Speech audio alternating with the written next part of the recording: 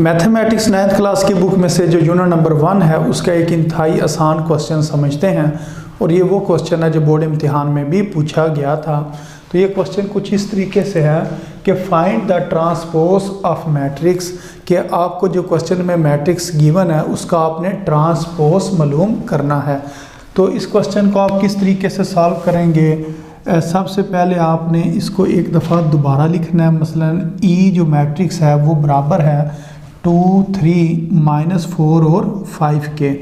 अब आपने कहना है इफ़ ई जो मैट्रिक्स है इसके बराबर है 100, जो इसका अगर हम ट्रांसपोज लें तो ये फिर किसके बराबर होगा, यानी कि इसको एक दफ़ा दोबारा लिख के इस जगह पर आपने एक छोटा सा टी लिखना है और इधर भी क्या लिखना है, टी लिख देना है। यानी कि जो स्मॉल टी है उसको आपने दोनों साइडों पर लिख लेना है। अब ये ट्रांसपोज में आपने करना क्या होता है कि जो रोज़ होती हैं उनको कॉलम में चेंज कर दें, या कॉलम को रोज़ में चेंज कर दें या रोज़ को कॉलम में चेंज कर दें, ये आपकी मर्ज़ी है। बेशक ये जो रो है इसका कॉलम बना लें, या दूसरी ऑप्शन क्या है कि ये जो कॉलम है इसकी रो बना लें। तो दोनों तरीके ही ठीक होते हैं। तो हम क्या करेंगे कि ये जो रोज़ हैं इनके कॉलम्स बना लेंगे। ये जो दो रोज़ हैं इसके दो कॉलम बना लेते हैं। मसलन 2, 3 इस तरह लिखा हुआ है, इसको आप कॉलम की फॉर्म में लिखेंगे, यानी कि ऊपर से नीचे। अब ये दूसरी रो है, इसका दूसरा कॉलम बना लेंगे, यानी कि -4 और 5 इस जगह पर लिख लेंगे। तो ये इसका आंसर आ जाएगा।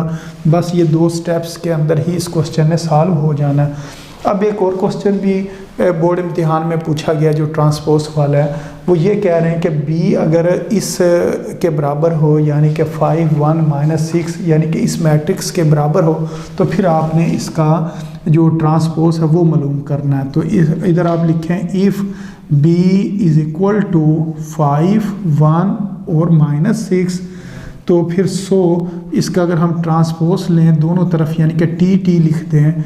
मसलन इसके ऊपर भी इधर टी लिख देते हैं और इस जगह पर भी टी लिख देते हैं।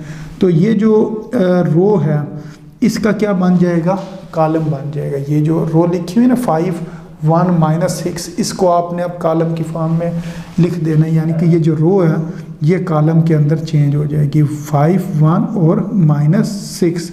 अब ये याद रखना है, इसके ऊपर दोबारा आपने टी नहीं लिखना है।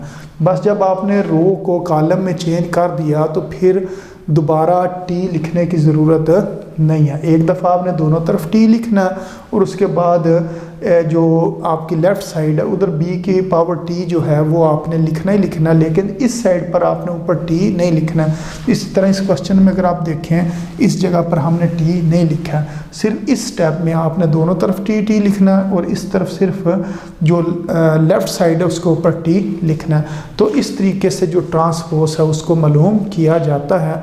तो ये इंतहाई आसान क्वेश्चन था और उम्मीद है आपको इस क्वेश्चन की भी समझ आ गई होगी। तो अपनी दुआओं में याद रखें। अस्सलामु अलैकुम वरहमतुल्लाहि वबरकातुहू।